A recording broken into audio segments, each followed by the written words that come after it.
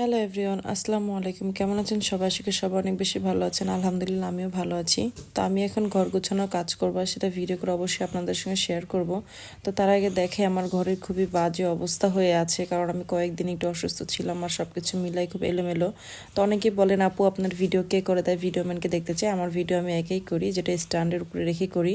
তো এলোমেলো ঘরটাকে একটা সুন্দর লুক দিব আজকে। তো এই তো আমি গরিবের হুররাম চলে আসছি। তো দেখা যাক এখন আমার ঘরটাকে আমি কীভাবে গুছাই। তো অনেকে এখন বলতে পারেন যে পর্দা কোথায় থেকে নিয়েছেন। সত্যি কথা বলতে আমি হোপ মার্কেট থেকে পর্দা কিনেছি এবং ম্যাচিং করে বিছানা চাদর কিনেছি। তো যে যার পছন্দ মতো পর্দা চাদর কিনে নেবেন। আমি একটা কাজ করতে যাব, সেটা উল্টাপাল্টা হবে না তা কি হতে পারে? এই যে দেখতে পাচ্ছেন সেখানে একটা সাদা কালারের গ্লাস ছিল। তো সেখানে মূলত কফি ছিল, যেটা আমার মেয়ে খায়নি আর আমার বাবা এখানে রেখেছে।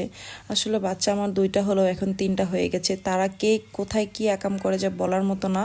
আই গেস তিনটা বললেও ভুল হবে, টোটাল চারটা হয়ে গেছে। তো যাই হোক, আমি ভেবেছিলাম যে পর্দাগুলো আমি কয়েকদিন পরে ওয়াশ করব, যেহেতু 2-3 দিন যাবত টোটালি রোদ উঠতেছে না বললেই চলে। তো যাই হোক, কি আর করার, আমি আগে পর্দাগুলো ভিজিয়ে দিচ্ছি, কারণ আমি জানি না কতটুকু দাগ উঠবে। যেহেতু কফির দাগ উঠতেই যায় না, আর পর্দাগুলো তো সাদা, তোমরা তো জানোই, দেখতেই পাচ্ছ। এমনিতে আগের থেকে অনেকগুলো কাপড় ওয়াশ করে রেখেছি, জানি না এতগুলো কাপড় কিভাবে শুকাবো। শুধু শখ করে জিনিস কিনলেই হয় না, সেটার কিন্তু যত্নও করতে হয়।